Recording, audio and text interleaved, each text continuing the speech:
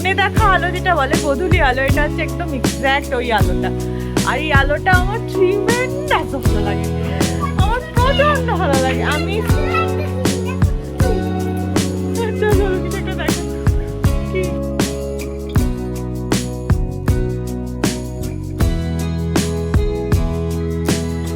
স্টেশনে গিয়ে ঠিক কি হবে বুঝতে পারছি না। অনুপ বলছে ট্রেন নাকি চলছে না, তাছাড়া তো উপায় নেই, না গেলে তো বুঝতে পারবো না। Good morning everyone, welcome to Rai hi, welcome to a new blog. আজকে সামার ভ্যাকেশনের থার্ড দিন, তবু দেখো কাজের কিন্তু শেষ নেই। কালকে থেকে প্রচণ্ড গরম পড়েছে, ফিলস লাইক 47 দেখাচ্ছে, ভাবতে পারছো? কিন্তু এর মধ্যেও যাদের কোনো ছুটি নেই তারা হলো আমাদের মতো হাউসওয়াইফরা। আসলে সত্যি বলতে হাউসওয়াইফ শব্দটাতে আমার ভীষণ আপত্তি আছে, আমার এর থেকে হোম মেকার শব্দটা অনেক বেশি ভালো লাগে। Good morning everyone, welcome to Rai hi, welcome to a new blog. সকাল থেকে ঝুল ধারা শুরু হয়েছে এই ট্রিমেন্ডাস গরমে, আর তার মধ্যে এই যে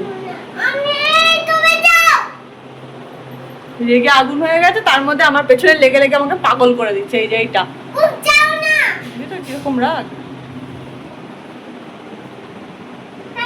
আড়ি যা, কেন তার বেলা ভাব কেন? আড়ি আড়ি, ওটা সবাই দেখে নিল তো সেটা আড়ি। না না না, আড়ি আড়ি আড়ি আড়ি আড়ি। অমনি রাগ কমে গেল, অমনি রাগ কমে গেল। আচ্ছা বাবা,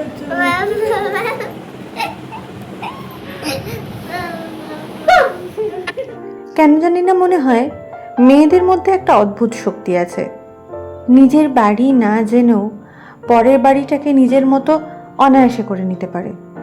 এই যে ধরো প্রত্যেক দিন তুমি ঘরটাকে পরিষ্কার করো বা রান্না করো বা সবার খেয়াল রাখো, দিন শেষে কিন্তু কেউ তোমায় একবারও বলবে না থ্যাংক ইউ। আর হয়তো সেটা প্রত্যাশাও করে না কোনো মেয়ে, একেবারেই নিঃস্বার্থভাবে সব কিছু করে যায় এটা ভেবে যে আমার মানুষগুলো ভালো থাকবে। এটাও হয়তো এক ধরনের স্বার্থপরতা, নিজের মানুষের ভালো রাখার জন্য নিজে ভালো থাকে এরা। মেয়েরা পারে না সত্যি এমন কোনো কাজ নেই। হ্যাঁ, এরকম এখন বিচ্ছিন্ন বহু ঘটনা ঘটছে যেখানে মেয়েদের সত্যি ভিলেন মনে হয়। কিন্তু সত্যি বলো তো, তোমার বাড়িতে যে মাকে দেখো, আমি যে মাকে দেখি, তাদের কোথাও দেখে কি এটা মনে হয় যে তারা কোনোভাবে তোমাদের বা অন্য কারোর ক্ষতি চাইতে পারে? জানি না, আমার মতে এই পৃথিবীতে মেয়েদের মতো সত্যি আর কেউ হয় না। হ্যাঁ, তাই বলে তুমি বলবে আমি ফেমিনিজমের কথা বলছি? না, সেটাও নয়। একটা ছেলেও সংসারের জন্য অনেক কিছু করে, তবু বেশিরভাগ ছেলেই না মেয়েদের এই কাজগুলোর দাম দিতে চায় না গো। তারা ভাবে এরা বাড়িতে বোধহয় খুব আরামে আছে, এসি চালিয়ে ফ্যানের নিচে। কি জানি, এই গরমেও রান্নাঘরে এসি বোধহয় কারোরই চলে না, তাই না?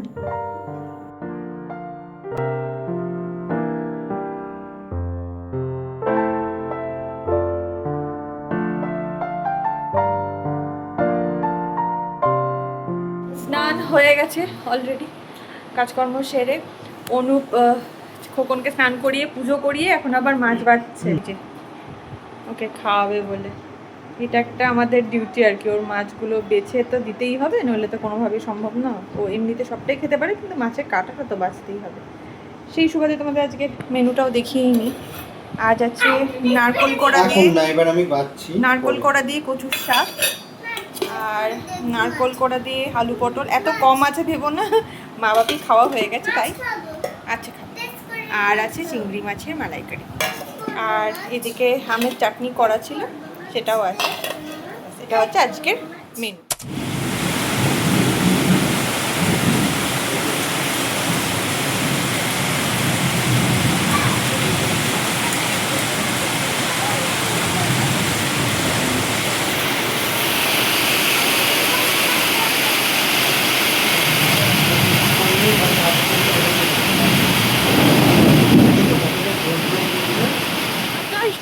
দেখো পুরো হলুদ, একটু আগে প্রচন্ড ঝড় বৃষ্টি বাজ সব হয়ে গেল।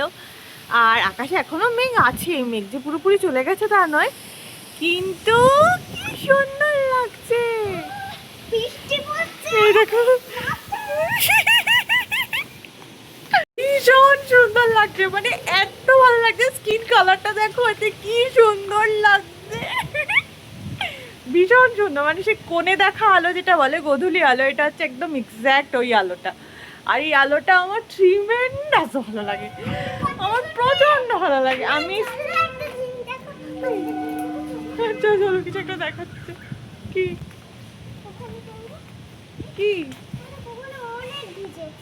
হ্যাঁ সেটা ভেজা হবে, বৃষ্টি পড়েছে না, প্রচন্ড বৃষ্টি পড়েছে একটু আগে।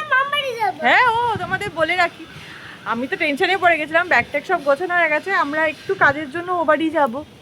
আজকে রাতে যাবো, আবার কাল বিকেলের মধ্যে চলেও আসবো। কিন্তু এত ঝড় বৃষ্টি থেকে আমি প্রথমে ভাবলাম কী জানি কী হবে, যদিও আমরা রাতের দিকেই যাই তোমরা জানো। আর আশা করি রাতের মধ্যে সবটা ক্লিয়ার হয়ে যাবে। আমি না মানে জাস্ট কি ভালো লাগছে, দারুণ লাগছে। একটু এনজয় করি, তোমাদের সাথে আবার পরে কথা হচ্ছে। আমি আর ছেলে এখন চূড়ান্ত খেলাধুলা করবো একটুখানি পরে।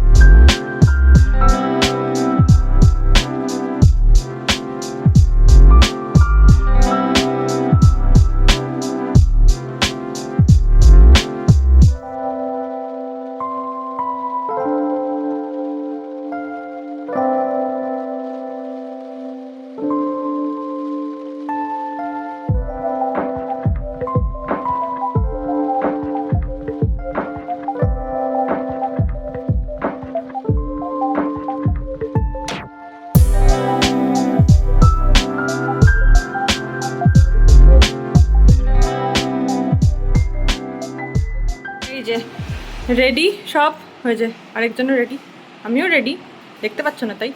চলো এখন সবাই বেরোই। কিন্তু মুশকিলটা হচ্ছে ট্রেন কোথা থেকেও ছাড়ছে না, ট্রেন চলছে না বোধ হয়। হায় রে, বেরোচ্ছি ঠিকই কিন্তু স্টেশনে গিয়ে ঠিক কী হবে বুঝতে পারছি না। অনুপ বলছে ট্রেন নাকি চলছে না।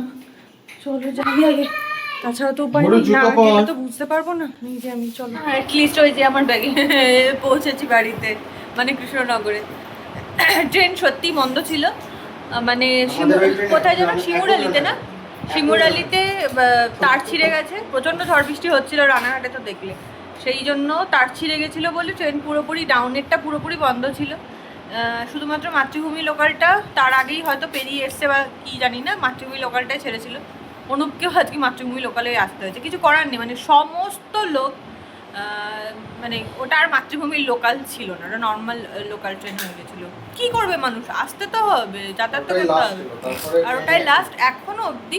এখন কটা বাজছে? এখন রানাঘাট ঢুকেছে, এখন বাজে হচ্ছে 9:30। 9:30 বাজছে, এখন নাকি রানাঘাটে একটা ট্রেন ঢুকেছে।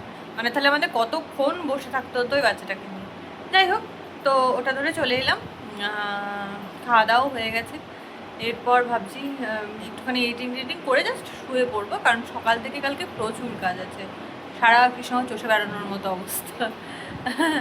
যাই হোক, আজ এই পর্যন্ত থাক, দেখা হচ্ছে আবার কালকের ব্লগে। Good night.